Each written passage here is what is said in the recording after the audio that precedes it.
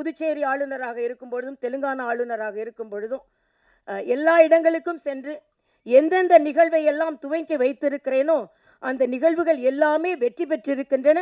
அதனால் வானரனும் வெற்றி பெறும் என்ற மிகப்பெரிய ஆசையோடு, ஏனென்றால் தமிழக மக்களுக்கும் ஒரு கோரிக்கை வைக்கிறேன். எப்போவுமே சென்சேஷனல், ராஜ்குமார் பேசும்போது சொன்ன சென்சேஷனலாக இருக்கணும், சென்ஸாக இருக்கணும்னு யாரும் நினைக்கவே மறுக்கிறார்கள்.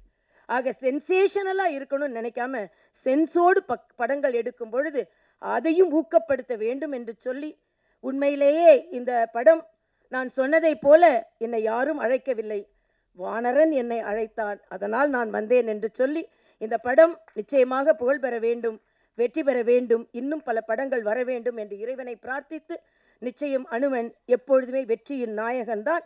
அதனால் உங்கள் படம் வெற்றி பெற வேண்டும் என்று இறைவனை பிரார்த்தித்து, அனுமனை பிரார்த்தித்து, இந்த நிகழ்ச்சிக்கு வந்திருக்கும் ஒவ்வொருவரையும் நான் மகிழ்ச்சியோடு வரவேற்கிறேன்.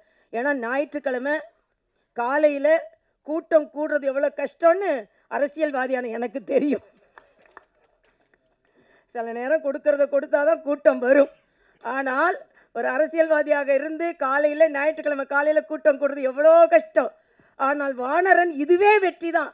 ஒரு நாற்காலி கூட காலியாக இல்லாமல் இந்த ஞாயிற்றுக்கிழமை காலை இத்தனை பேர் வந்து ஆதரவு தெரிவித்திருக்கிறீர்கள் என்றால் இங்கே எப்படி ஹவுஸ்ஃபுல்லாக இருக்கோ அதே மாதிரி வானரன் திரையரங்களிலும் ஹவுஸ்ஃபுல்லாக இருக்க வேண்டும் என்று நான் பிரார்த்தித்து, எல்லோரும் ஹவுஸ்ஃபுல்லாக இருக்கணும், அவங்க பாக்கெட்டும் ஃபுல்லாகணும் தயவுசெய்து. ஏன்னா அதுதான் திரைப்படம், எல்லாம் சும்மா ஒன்றும் இல்லை.